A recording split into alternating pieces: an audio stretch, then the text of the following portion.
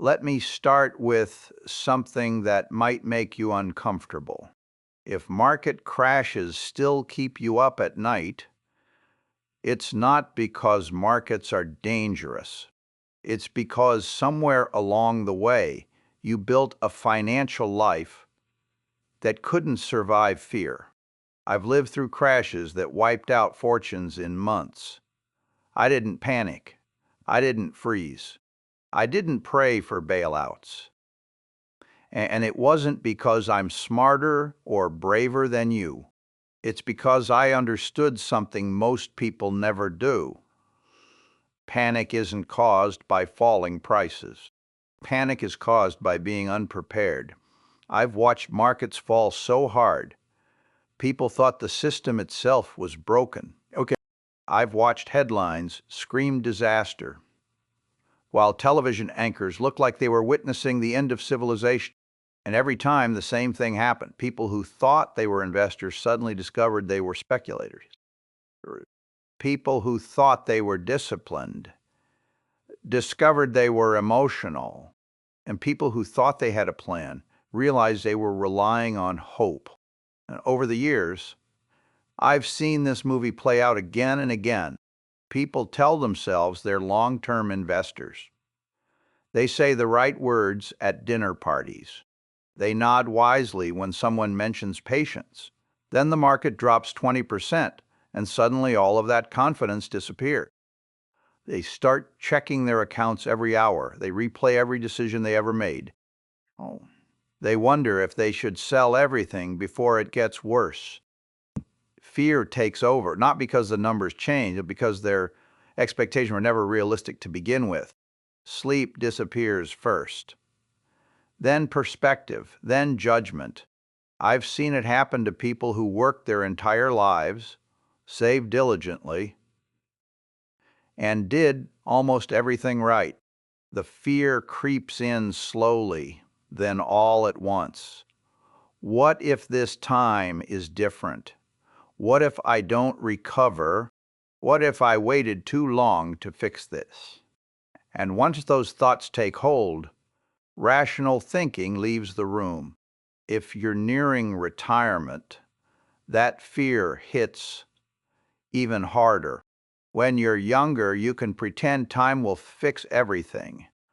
When you're older, time becomes precious. Every downturn feels personal. Every loss feels permanent. Every headline feels like it's aimed directly at you. You. I've watched people go from calm to desperate not because markets collapsed, but because reality finally caught up with the story they were telling themselves. What breaks my heart is that most of this pain is avoidable. It's not caused by greed alone. It's caused by misunderstanding what risk really is. People think risk means prices going down. That's not risk. That's volatility. Real risk is being forced to act at the worst possible moment. Real risk is losing flexibility. Real risk is putting yourself in a position where panic becomes rational. I never panicked because I never needed the market to behave. I didn't structure my life around perfect outcomes. I didn't depend on selling stocks next month to pay my bills. I didn't confuse paper wealth with security. I built my financial life to survive disappointment. And that made all the difference. Here's the promise. I want to make you. By the time you finish listening to me today, you will understand why crashes never controlled my behavior. You will understand how, and you will understand what you can still change. Even now, to make sure the next market decline doesn't steal your peace along with your money. Let me tell you the first truth that changed everything for me. I stopped confusing volatility with risk. That sounds simple, but it's the foundation of everything. Prices moving up and down are not dangerous by themselves. What's dangerous is being unable to wait. What's dangerous is being forced to sell because you need the money right now. That's when volatility turns into real damage. When markets fell sharply, I didn't feel threatened because nothing essential in my life changed. My income didn't vanish. My obligations didn't increase. My lifestyle didn't depend on the market cooperating every year. I wasn't trying to time exits. I wasn't praying for rebounds. I was simply waiting because waiting was always an option for me. Yeah. Most people don't realize this until it's too late. If a market decline feels like an emergency, that's not the market's fault. That's a signal that you're relying on money that should have been protected, not exposed. Investing money you might need soon is not bold. It's careless. And carelessness always shows up during downturns. The second thing I did differently was keep more liquidity than anyone thought was sensible. Wall Street loves efficiency. They'll tell you every dollar should be working. I never cared about that. I cared about staying unforced. Cash gave me patience.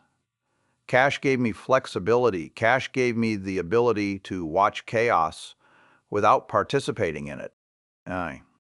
People used to laugh at me for holding cash. They said I was missing opportunities.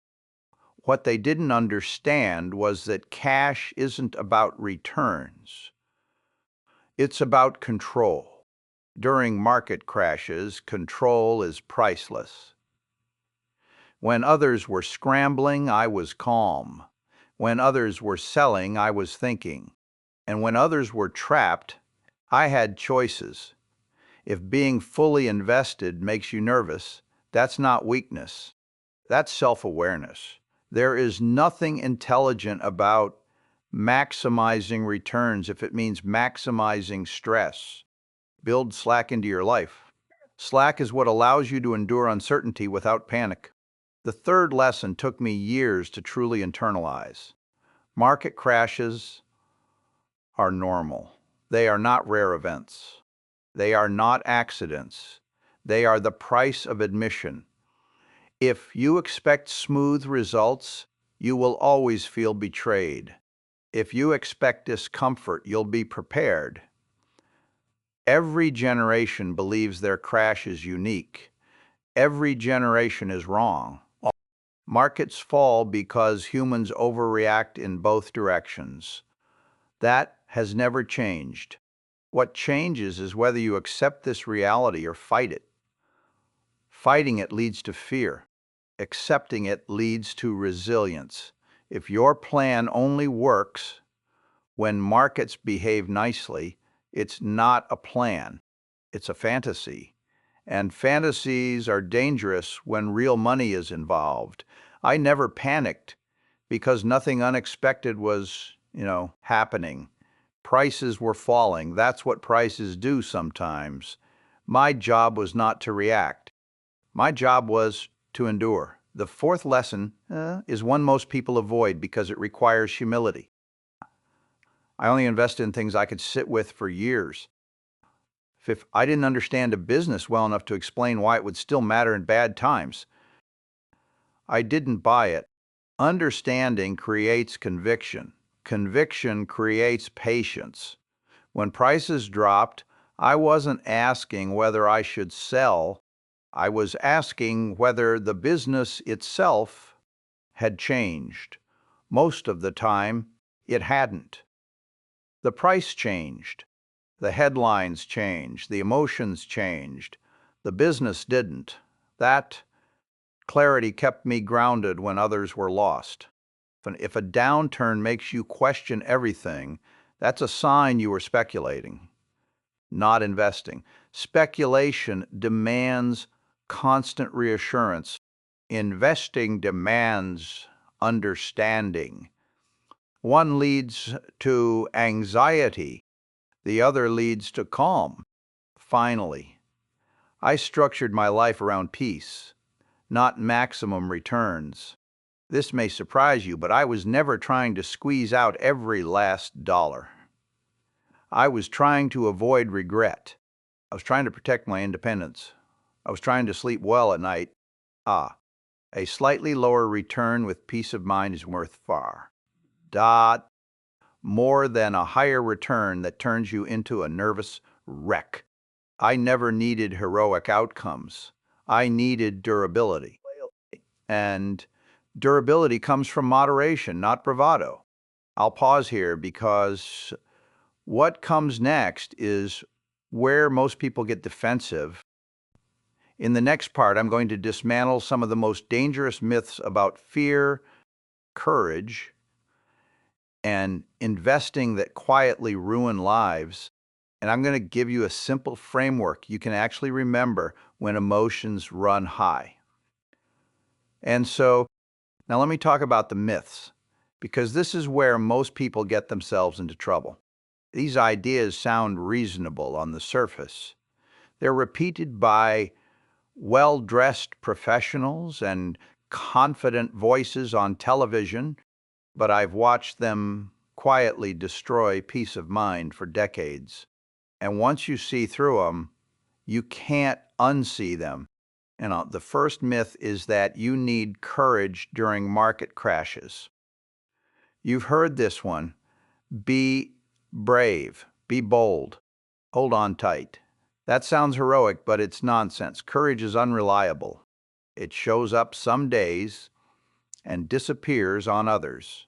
Building a financial life that requires courage just to survive is a terrible idea. I never relied on bravery. I relied on preparation. Preparation works even when emotions don't. When people tell me they panicked because they were afraid, I don't judge them. Fear is normal. Fear is human. The mistake isn't feeling fear. The mistake is structuring your life so fear has the power to force decisions. If you need courage to stick to your plan is flawed. A good plan doesn't require heroics. It quietly works while you live your life. The second myth is that smart investors don't feel fear. That's another lie people tell themselves. I feel fear. I've always felt fear. The difference is that fear never dictated my behavior. I expected it. I planned for it. I left room for it. Feeling fear doesn't make you weak. Letting it control you does. Oh, I've seen brilliant people undone by this myth. They thought fear meant they were doing something wrong, so they reacted quickly to make it go away. They sold. They locked in losses. They destroyed years of discipline in a few emotional days. Fear isn't the enemy. Unplanned fear is. The third myth is that you should always be fully invested. This one causes more damage than people realize. Being fully invested sounds efficient. It sounds professional. It also removes flexibility. When you're fully invested, every downturn feels personal. Every drop feels like a judgment. You're trapped inside your positions with no room to breathe. I never wanted to be fully invested, be fully prepared. Cash gave me the ability to wait, to think, and occasionally to act when others couldn't. People confuse activity with intelligence. Sometimes the smartest move is having the patience to do nothing. Once you let go of these myths, you can finally see the real issue. Panic is not about markets. It's about fragility. Fragile systems break under stress. Resilient systems bend and recover. Built my financial life for resilience, not performance under perfect conditions. Hannah, let me tell you a story that still stays with me. During one of the major market declines, I received calls from people who had been confident for years. They weren't asking for clever strategies. They weren't asking for forecasts. They were asking for reassurance. They wanted someone to tell them it would be okay. What they were really saying was that they had built a life that couldn't tolerate uncertainty. That's a painful realization, and it usually comes at the worst possible time. People don't panic because prices fall. They panic because they realize they don't have enough margin. Margin isn't just financial, it's emotional, it's psychological. It's the space between what you need and what you have. This is why I've always emphasized living below your means, not as a moral lesson, but as a practical one. When your expenses are low, your options expand. When your obligations are manageable, downturns lose their power. When you don't owe anyone your future, you sleep better. Now let me give you something concrete, something you can remember when headlines get loud and emotions run high. I've always followed a simple framework, even if I didn't label it at first. Over time, I realized it could be boiled down to 4 words: prepare, buffer, simplify, endure. Prepare means assuming bad things will happen, not predicting when, just accepting that they will. Preparation removes surprise. Surprise is what causes panic. When you expect volatility, it loses its sting. Buffer means building slack into your life. Extra cash, lower expenses, fewer obligations. Buffers absorb shocks. Without buffers, every shock becomes a crisis. Simplify means owning things you understand and can explain. Complexity increases anxiety, simplicity increases confidence. If you can't explain why you own something during calm times, you won't trust it during storms. Endure means letting time do its work, not reacting, not flinching, not trying to outsmart noise. Endurance is underrated because it's boring, but boring works. Most people want a secret. They want a clever trick. There isn't one. The secret is removing the conditions that cause panic in the first place. You don't eliminate storms. You build stronger shelters. Okay. I want to talk directly to those of you who are older and worried you waited too long. I've met many people who believed one mistake doomed them forever. That belief is far more damaging than any market decline. You may not have perfect conditions. You may not have as much time as you once did, but clarity still helps. Reducing fragility still helps. Even late in life, simplifying finances can restore calm. Reducing unnecessary risk can restore sleep. Building a modest buffer can restore confidence. The goal isn't perfection. The goal is resilience. I've never believed money should dominate your thoughts. If it does, something's out of balance. Wealth should serve your life, not consume it. When people panic during crashes, it's often because money has become their identity. When markets fall, it feels like they are falling too. Separate your self-worth from your net worth. Markets don't measure your value. They measure prices, and prices are emotional in the short term. Your life is larger than your portfolio. I'll say something that may sound harsh, but it's said with care. If market fluctuations are controlling your mood, your plan needs work. Peace should not be this fragile. Anxiety is a signal, not a verdict. Listen to it, learn from it, adjust accordingly. I never panicked because I refused to let money become the referee of my happiness. I respected it. I managed it, but I didn't worship it. Worship creates fear. Respect creates discipline. Okay, in the final part, I want to bring this home. I'll give you a clear conviction to carry with you and leave you with a reminder I wish more people heard earlier in life. Because the goal isn't just surviving the next crash. The goal is living well, regardless of what markets do next. Let me bring this to a close with the most important conviction I have developed over a lifetime of watching markets and people collide. I never panicked because I never built a life that required me to be calm under pressure. I built a life that could survive pressure without demanding anything heroic from me. That distinction matters more than most people realize. Markets will fall again. That is not speculation. That is certainty. The timing is unknowable, but the event itself is guaranteed. When it happens, the headlines will sound urgent. The commentary will feel convincing. People will insist that this time is different. They always do. And once again, many people will act in ways that permanently damage their future because they confuse urgency with importance. I want you to understand something very clearly. The next crash is not your enemy. Your lack of preparation is. Markets don't reach into your life and take money from you. They reveal weaknesses that were already there. They expose fragile structures. They test assumptions. They punish overconfidence. None of that is personal, even though it feels that way.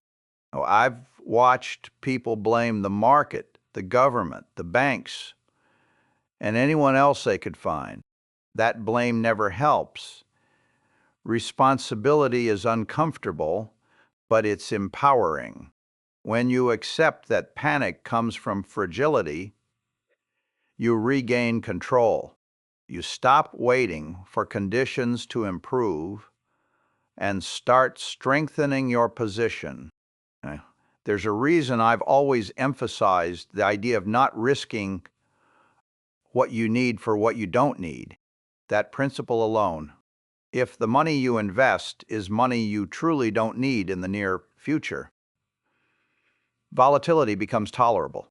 If it's money you depend on, every movement feels existential. Many people tell me they want higher returns because they're afraid they don't have enough. That fear pushes them into risk they can't afford. Ironically, that behavior often ensures they never feel secure. Security doesn't come from squeezing more return out of every dollar. It comes from aligning your resources with your needs.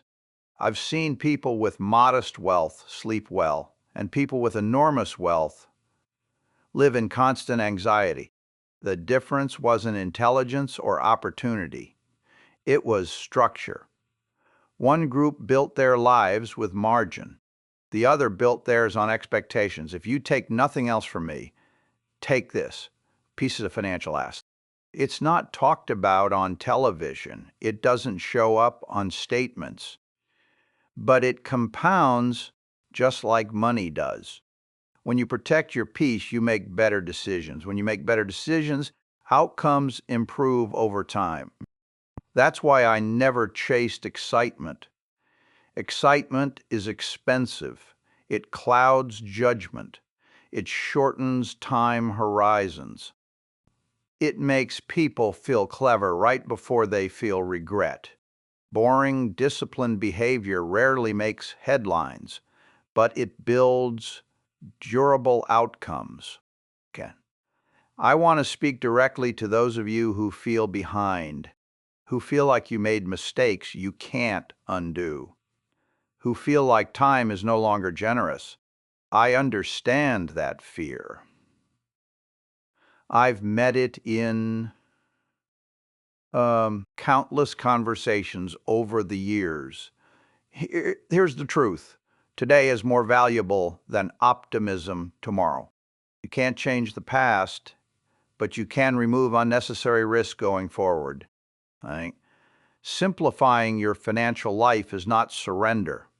It's strength. Reducing exposure to things you don't understand is not cowardice. It's wisdom. Holding extra liquidity is not laziness. It's foresight. These choices may not feel impressive, but they are effective. If you feel overwhelmed, start small. Reduce complexity. Pay down obligations. Increase flexibility where you can. These actions may not excite you, but they will calm you. Calm leads to better thinking. Better thinking leads to better outcomes.